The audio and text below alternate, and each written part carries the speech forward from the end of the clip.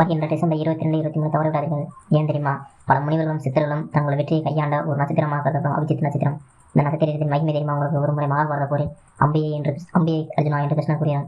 அப்போது அர்ஜுனன், இருங்கள் கிருஷ்ணா, இன்னும் சில வினாடிகளில் அபிஜித் நட்சத்திரம் வந்துவிடும். அந்த நட்சத்திரத்தை வணங்கி நாம் போரை தொடங்கலாம், ஒரே அம்பில் அனைத்து போரை முடித்துக்கலாம் என்று கூறியதை கேட்டு கிருஷ்ணன் உலக நன்மைக்காக அந்த நட்சத்திரத்தை தன் தலையில் தூக்கி மறைத்து வைத்தார்.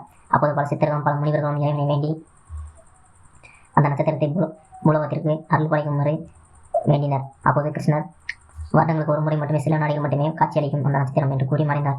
அப்படிப்பட்ட நட்சத்திரம் வருகின்ற டிசம்பர் 22 காலை 11:05 முதல் மறுநாள் காலை 7:15 வரை இந்த இடைப்பட்ட நாளில் 20 மணி நேரங்களுக்குள் எப்போது வேண்டுமானால் தோன்றலாம். அப்படிப்பட்ட நட்சத்திரத்தை கணக்கிட தெரிந்த ஒரே மனிதர் கிருஷ்ண பரமாத்மா மட்டுமே. அந்த கிருஷ்ண பரமாத்மாவை தியானிப்பதன் மூலம் நாம் நமக்கு தேவையான ஆசைகளையும் அடைந்து நம் வாழ்க்கையிலும் வெற்றி அடைய முடியும்.